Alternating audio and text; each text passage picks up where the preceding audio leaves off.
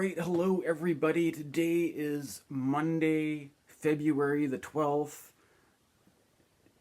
Mars, as I recorded this video, is at the last degree of Capricorn, about to ingress into Aquarius.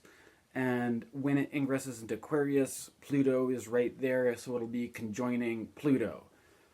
Now, Mars obviously is a malefic, and Pluto, both of these planets, Mars traditionally was a ruler of Scorpio. Some modern astrologers associate Pluto with Scorpio, so there's a certain similarity between these planets. So when you put them together, it's sort of like, there is a tendency for a lot of volatility. There's certain things associated with anger and aggressiveness and stuff like that. In my last video, I was talking about some certain political things going on or things happening in the news. In this video, I'm thinking less about that and approaching it more from dealing with this kind of the emotional side of it. And there's a certain thing about the problems with expressing negative emotions or, keeping peace and stuff like that. Wanting to, one of the things that's come up for me in considering this transit is the tendency towards sort of like emotional outbursts and stuff like that. I have to admit that a couple days ago, I started speaking to my family about some things about the general care of the house and general care of our property that I was a bit frustrated with, and I maybe came out as a bit like overly emotional or a bit overly frustrated or something like that.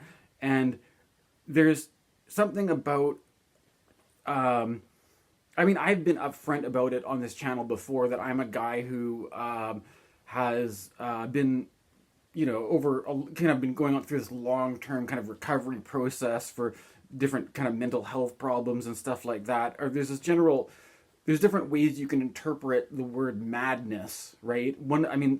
Madness could be a lack of reason, or madness could also be just being angry. Like if you're angry, you could say you're mad at something, right? And for me, it's to say that there could be something healing or actually beneficial about the emotion of anger, but then it could also be something that could also be very destructive. And this is kind of like, it's a sensitive issue with Pluto, because I don't want to just say that the solution to everything is just to let all your anger out, because that could cause all sorts of problems, right? And one of the things that got me thinking about this was I live in Vancouver, and I've seen Gabor Mate speak live in person, and I have to say that was thanks to my mother, who went and bought me tickets just so I could go down there and and actually see Gabor Mate give a speech. And because I've been following Gabor Mate for a long time. He's like a big guy in the here in Vancouver, there's a big problem in the downtown east side with all the homeless people and drug addiction, and Gabor Mate has been a champion of that kind of a doctor working with the people who are the most vulnerable and down and out and most struggling. And I've always kind of looked up to him. And so this is like one of the classic Gabor Mate books is When the Body Says No. I have to admit that I just started reading this, though.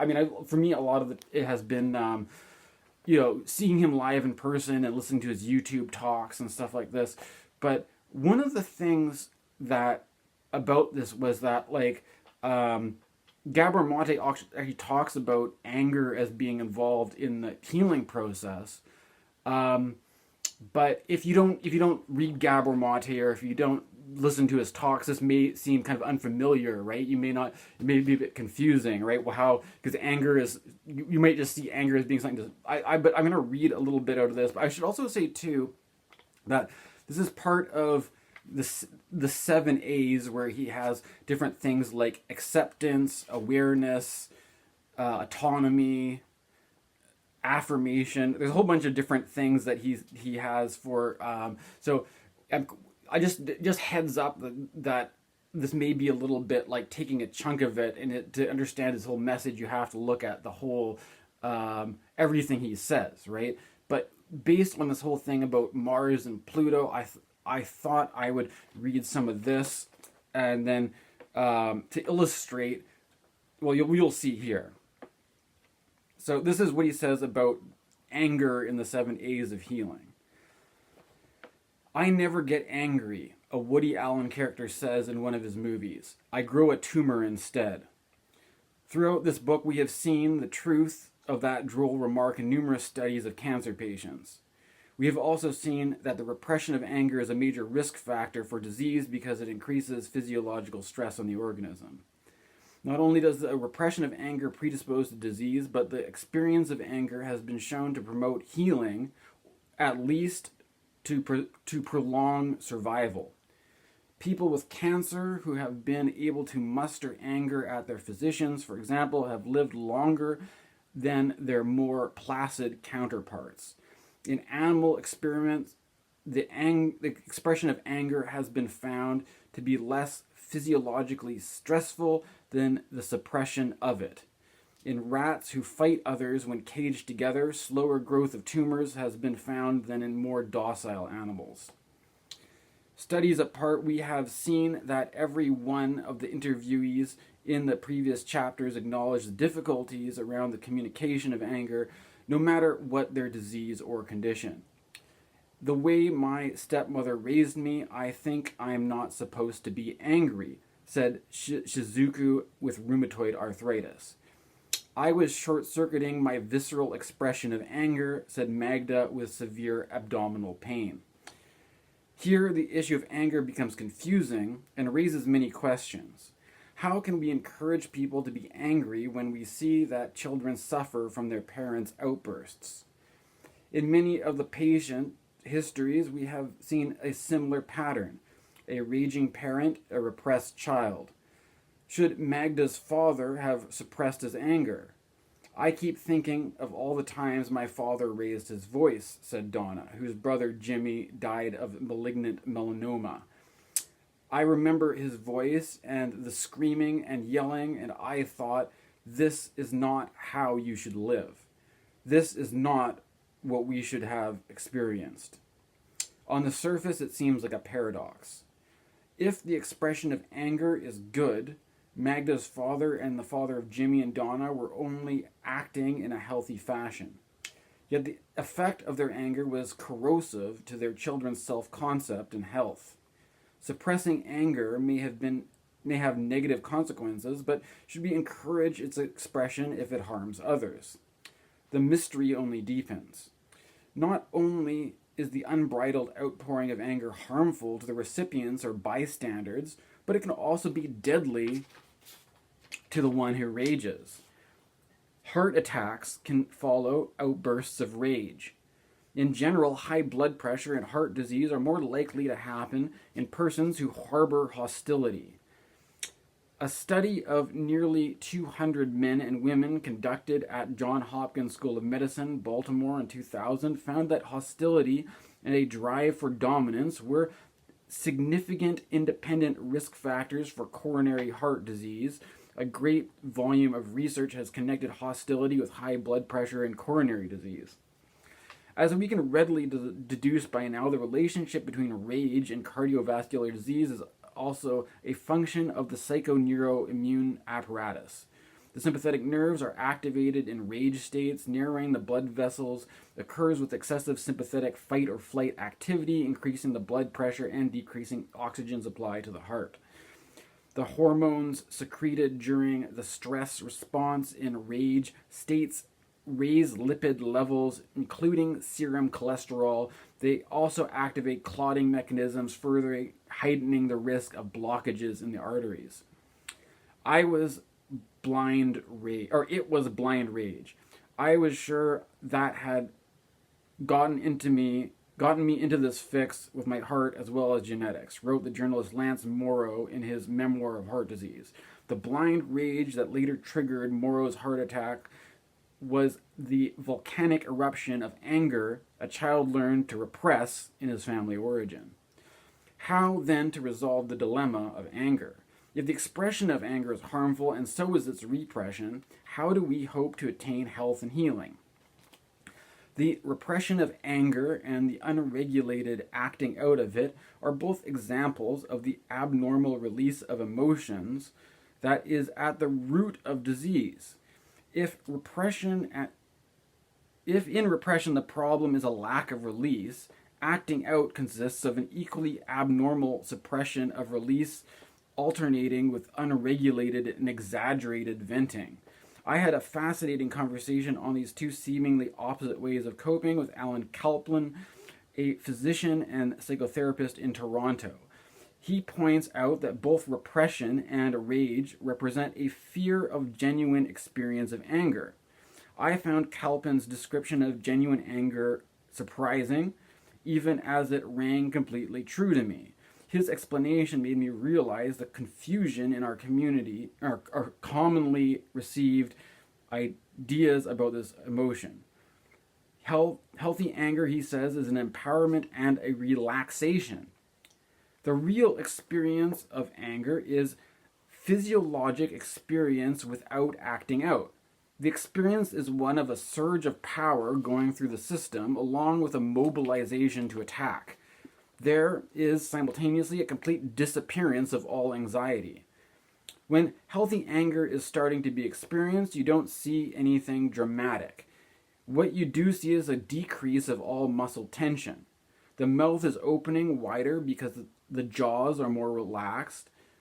The voice is lower in pitch because the vocal cords are more relaxed. The shoulders drop, and you see all signs of muscle tension disappearing.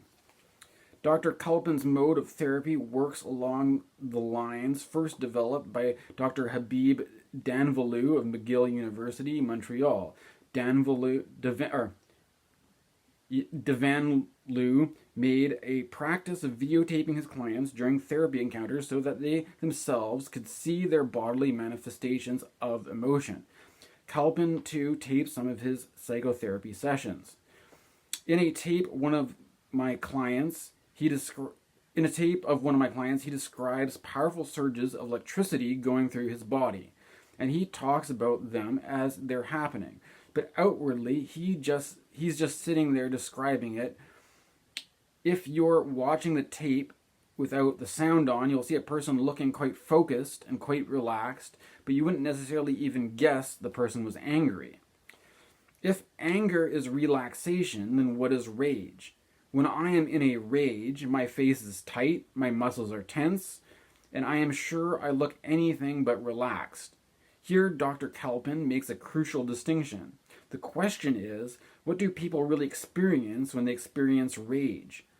It's fascinating to ask people. If you really ask, the majority of people describe anxiety. If you ask in physiologic terms, what they are experiencing in their body when they feel rage, for the most part, people will describe anxiety in one form or another. It's true. Tightening of the voice, shallow breathing, muscle tension are signs of anxiety, not of anger. Exactly. Their anger is not physiologically experienced, it's only being acted out. Acting out through bursts of rage is a defense against the anxiety that invariably accompanies anger in a child. Anger triggers anxiety because it coexists with positive feelings, with love, and the desire for contact. But since anger leads to an attacking energy, it threatens attachment. Thus, there is something basically anxiety-provoking about the anger experience.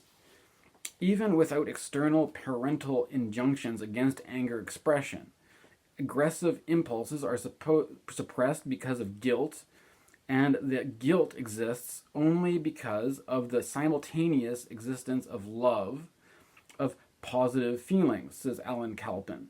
So the anger doesn't exist in a vacuum by itself. It is incredibly anxiety-provoking and guilt-producing for a person to experience aggressive feelings toward a loved one.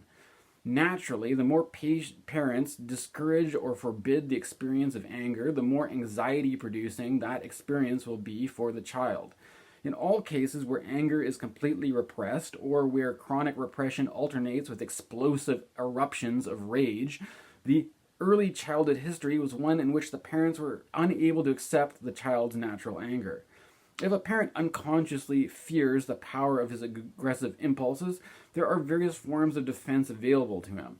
One category of defense is discharge, by which we regress to an early childhood state when we dealt with the intolerable buildup of anger by acting it out.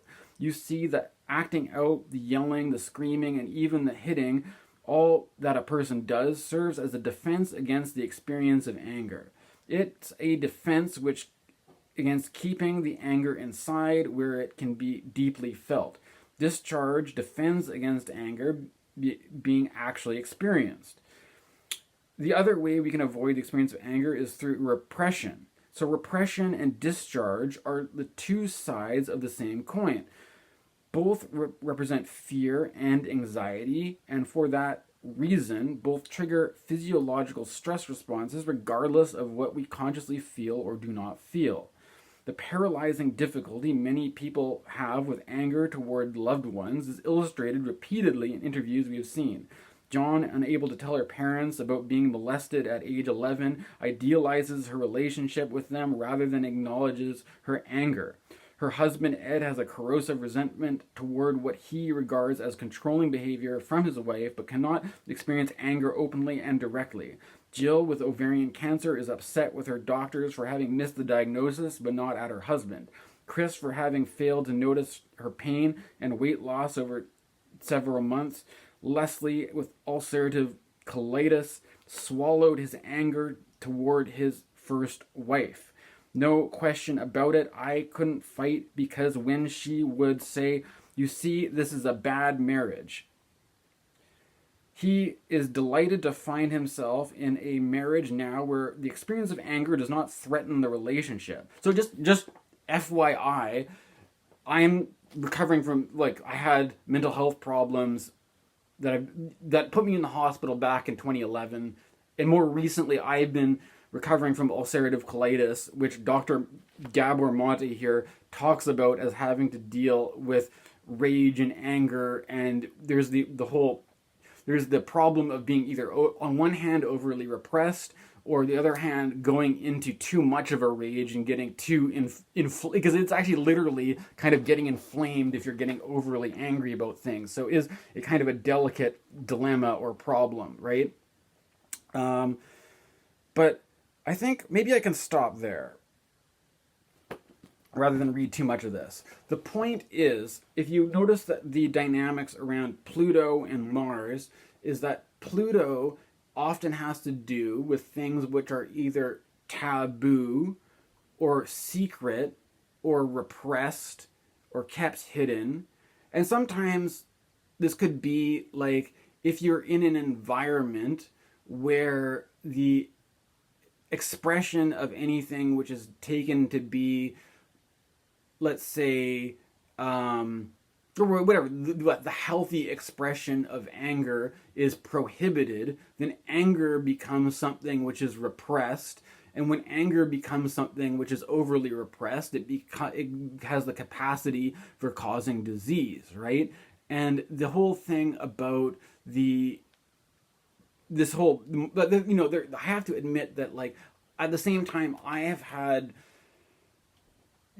think this Gabor Mate piece is really good because I've had friends, that I've hung out with who've had similar health problems, both physically and mentally and stuff like that. And I had to stop being friends with a guy because he went into this whole thing with uncontrollable rage where he would just call me up on the phone and scream at me. And I wanted to be a supportive friend, but if it gets too far, you just can't deal with it, right? So it's understandable that you need these kind of things do have to have limits.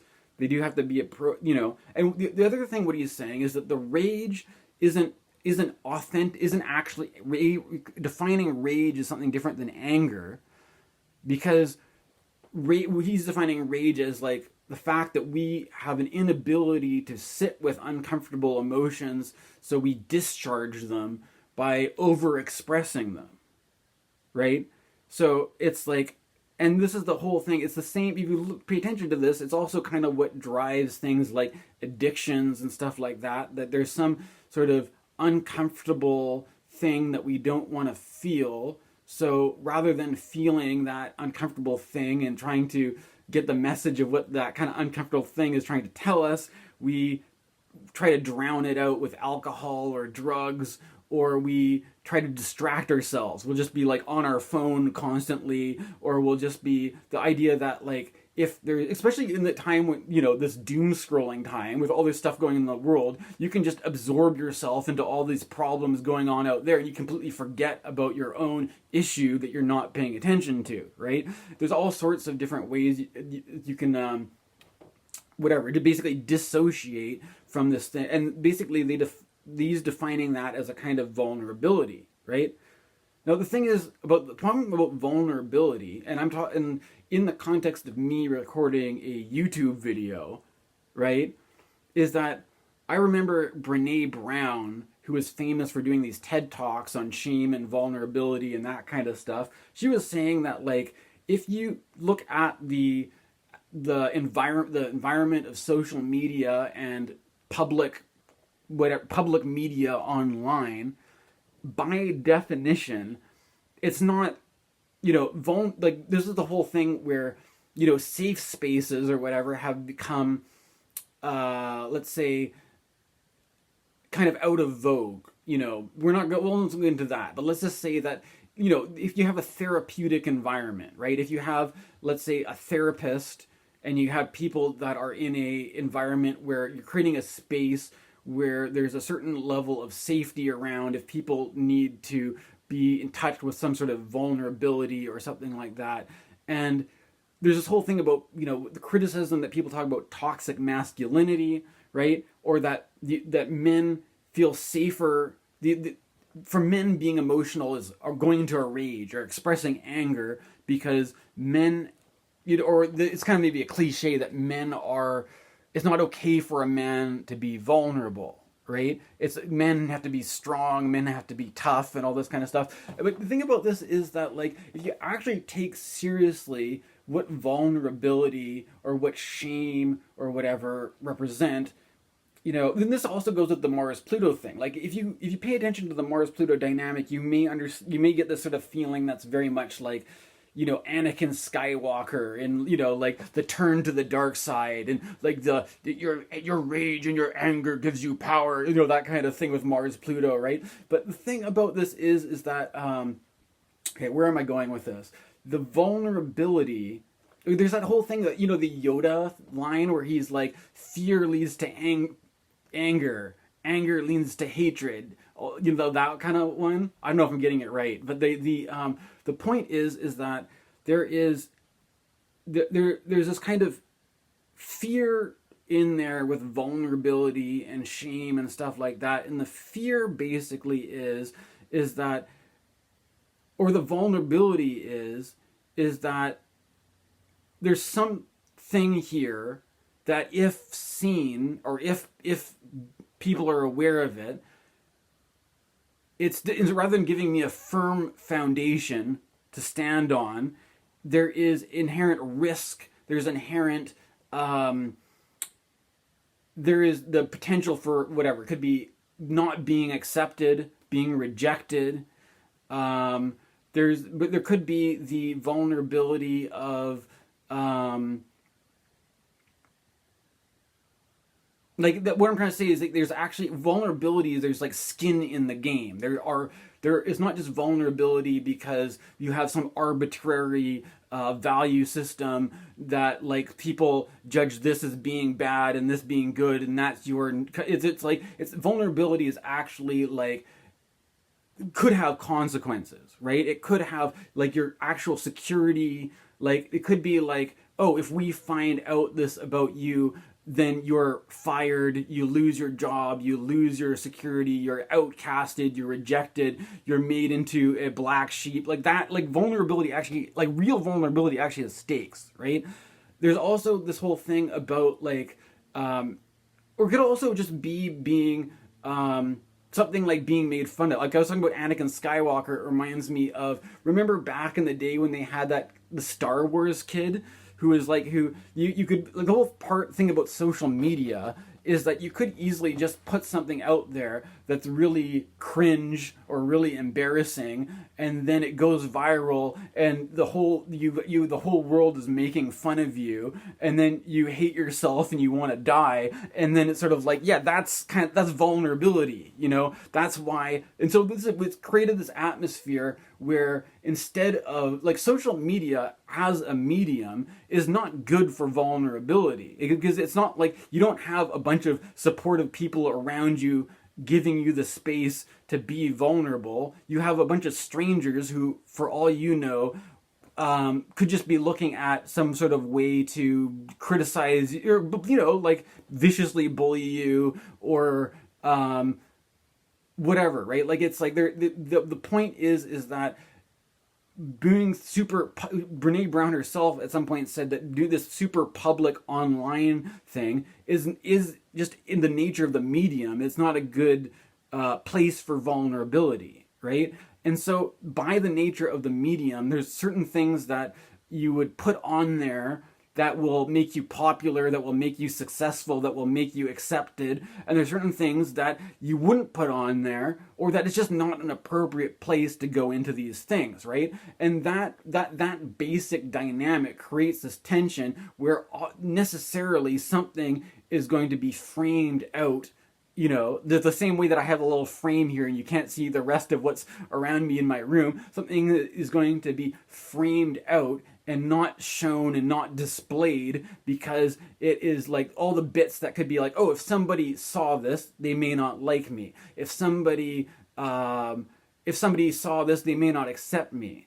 If somebody, and like Brene Brown says that the basic thing about this shame and vulnerability thing is like, has to do with like are you deserving of love and belonging and acceptance and stuff like that.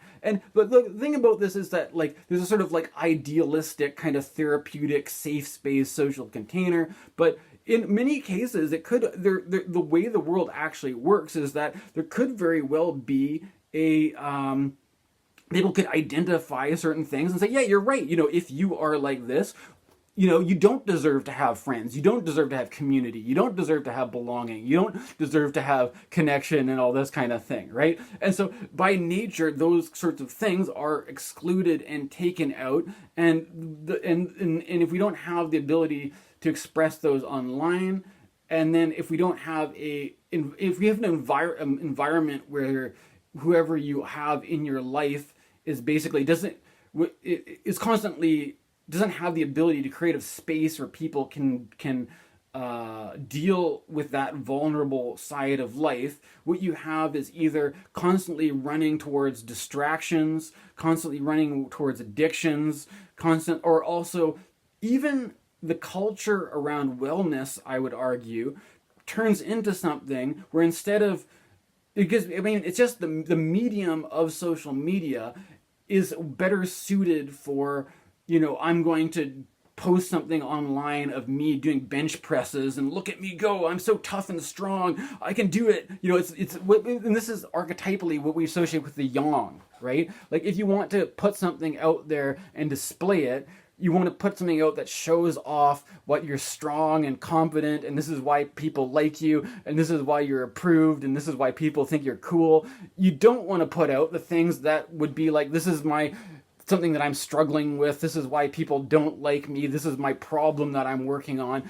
And you have to have a space that's not this hyper public, visible space that's actually like a safe place to do that. But it's turning into this thing where people are spending so much time just absorbed into their phone, absorbed into this sort of like social media information world, that they basically, there could be all sorts of vulnerable things in their real life that they have.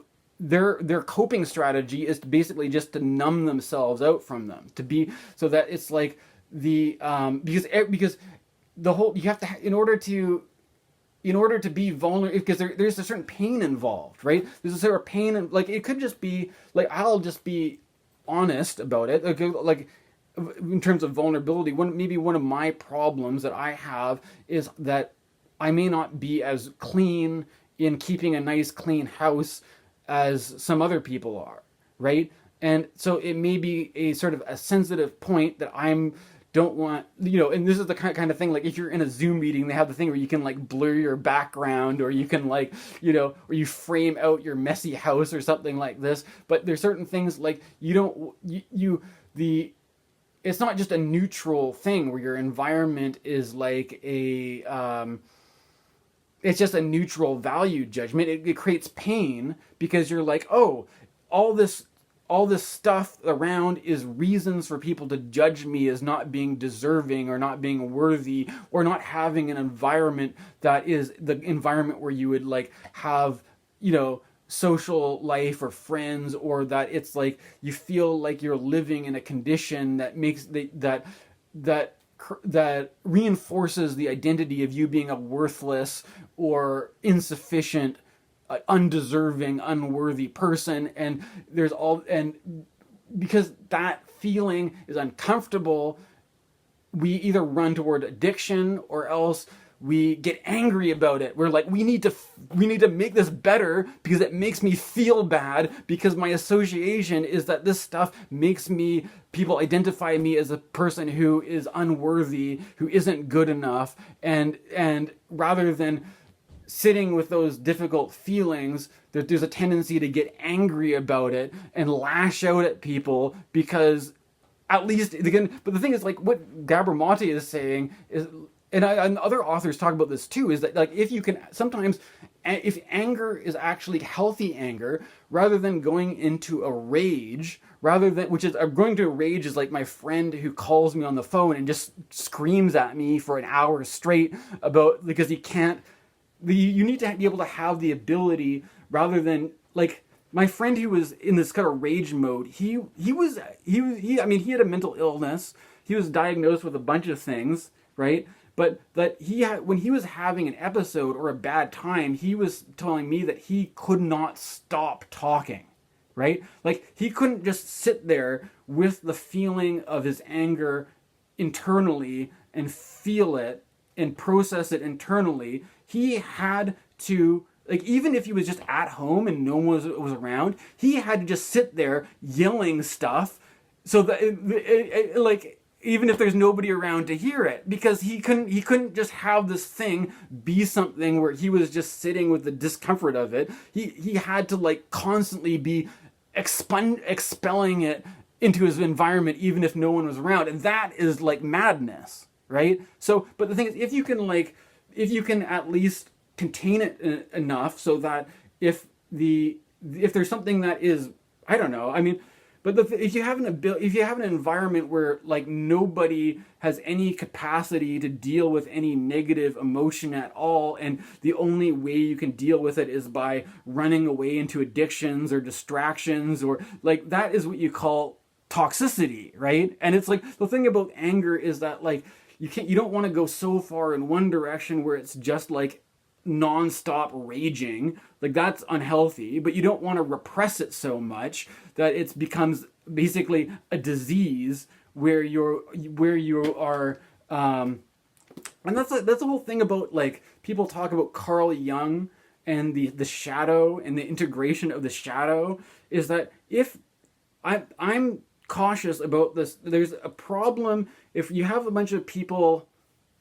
I'll give an example, right? Like, my sister was telling me about somebody at her barn who is this is a little while ago, but she was like the kind of person who is like, if you people that are like overly nice, who will go out of their way to help other people out with things, who will kind of volunteer themselves to do stuff, and basically want to be like some, like you're like the saint who's like, don't have an evil, mean bone in my body. I'm going to help everybody, and the people who are struggling, I'm going to help them more, and just be a force of pure goodness in the world. Well, at some point, if this woman starts feeling burnt out about helping people out, and she has to set some boundaries, saying like, I'm exhausted, I'm not going to help this person out with their chores. But and then she gets angry at at people for taking advantage of her. I'm just such an innocent, nice person, and all these people are taking advantage of me because I'm so good. Then nobody understands and nobody gives me a break. And it's like, well, you're the one who volunteered all yours to be such a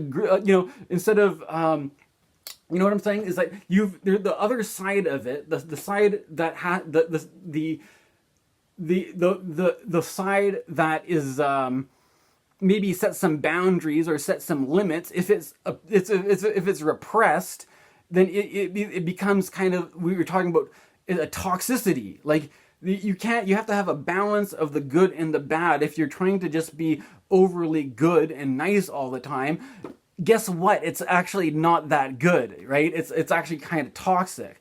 And like you could either, I mean, there's actually consequences of like making yourself sick, right? And like there's another, I mean, I was reading this part about, it's been a while since I read this book, but earlier on in this book, they're talking about ALS, which is the disease that, Stephen Hawking had. I'll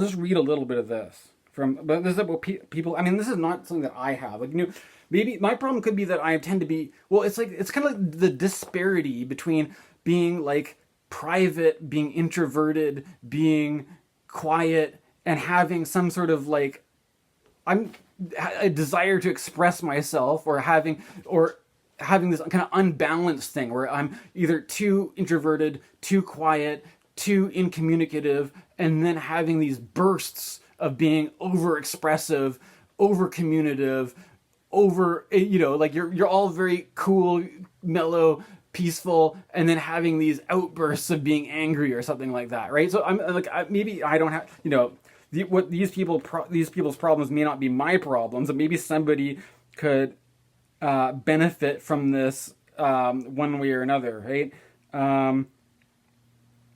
I'll just start reading here. Alexa and Peter were striking in their desperation to think their way past their tragic situation. Peter, a retired engineer, would get bogged down in the arcane details of muscle electrophysiology, quoting research of dubious significance and proposing theories that would have made an expert's hair stand on end. He would often interrupt his wife when I asked her a question. She, in turn, would cast sidelong glances at him, as if for approval, as he gave her answers. It was evident that he found the prospect of Alexa's death unbearably frightening, and also that he appeared to deny the diagnosis more for his sake than her own. I felt as though I was engaged in conversation not with two separate individuals, but with one possessed of two bodies. Alexa could not afford to think a separate thought, says Dr. Neufeld. She could not afford to say anything about Peter that would have indicated she was a separate person from him. Also painfully obvious was Alexa's inability to speak emotional language. She simply had no vocabulary to express her feelings directly. Any question related to emotion would be answered by thoughts delivered in a hyper-articulate but confused fashion. She seemed to perceive the world through abstract ideas instead of felt experience. All of the emotions seemed completely frozen, confirms Neufeld. What froze Alexa was her overwhelming fear of abandonment. Given up by her birth parents, she had never established a connection with her adoptive mother. There was nothing in that relationship. It never worked, says Dr. Neufeld. Who came to know Alexa closely in the last 3 years of life. The adoptive mother had another child whom she favored, and there was nothing Alexa could do, try as she might. She became estranged as an adolescent, finally because she gave up. Until then, she worked desperately to make connection with her adoptive mother and couldn't. There was a total vacuum. Alexa felt there was a huge cavern where the sense of self should be. Her first marriage quickly fell apart. She grew up believing that she had to take care of everybody. There was never any respite in her, says Neufeld. There was no internal resting place. In 1970, research article, two psychiatrists at Yale University of Medicine, Walter Brown and Peter Mueller, recorded dramatically similar impressions of ALS patients. They invariably evoked admiration and respect from all staff who came into contact with them, wrote Dr. Brown and Mrs. Mueller. Characteristic was their attempt to avoid asking for help. This Yale study of 10 patients employed interviews, clinical evaluations, and self-administered psychological tests. The authors concluded that people with ALS seem to have two lifelong patterns distinguishing them. Rigidly competent behavior, that is, the inability to ask for help or receive help, and chronic exclusion of so-called negative feelings. So this is basically what I'm talking about with Mars Pluto, is the Pluto has to do with the power to repress or to basically put something in exile, the thing that has to be kept out because it's unworthy, it's shameful, it's embarrassing, it has to be omitted, right? And the Mars and Pluto triggering a kind of return of the repressed, right? Anyways, hard, steady work without recourse to help from others was pervasive, the study notes.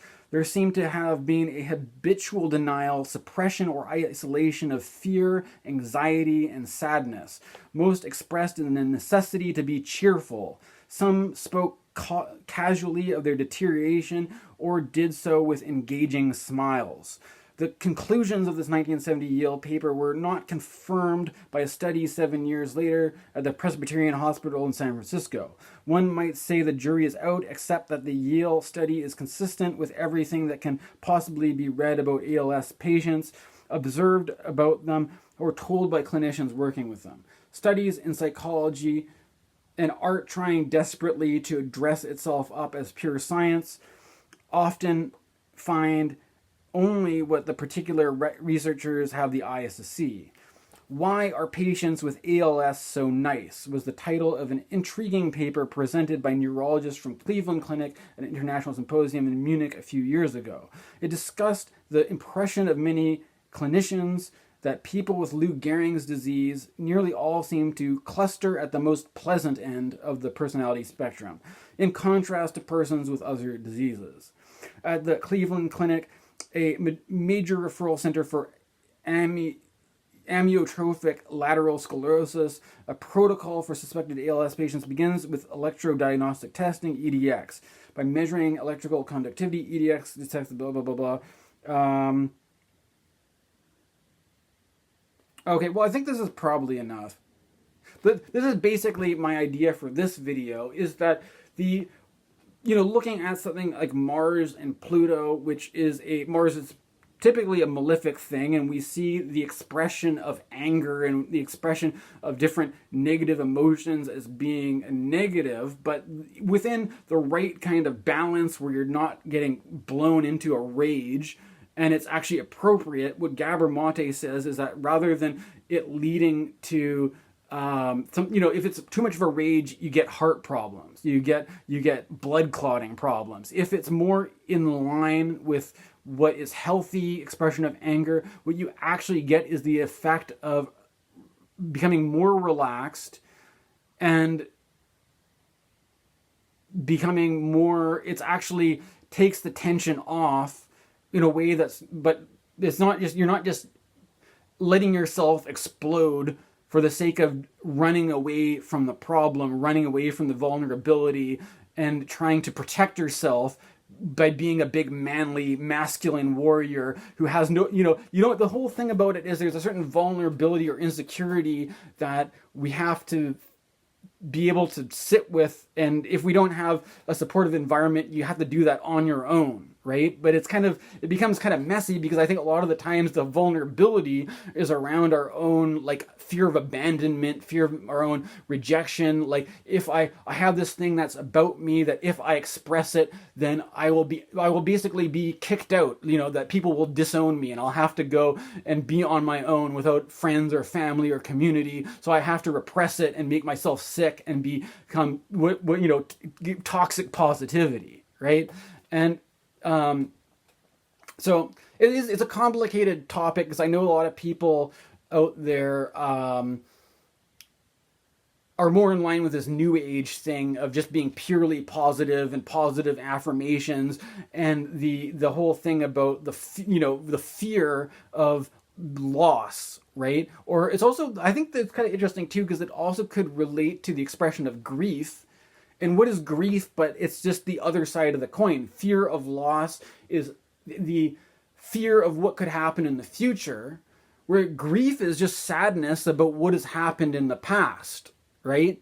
And if you don't have an ability to express either of those, what you get is a kind of this toxic positivity and these sort of things which are in the underworld of Pluto, with things that have been exiled and have been left out because there's this feelings of pain and suffering associated with them, right? But the whole thing about healing is that there's this principle, you have to feel it to heal it, and you're not going to heal by just ignoring this stuff and trying to distract yourself and run away from it. So that's basically my message for today's video.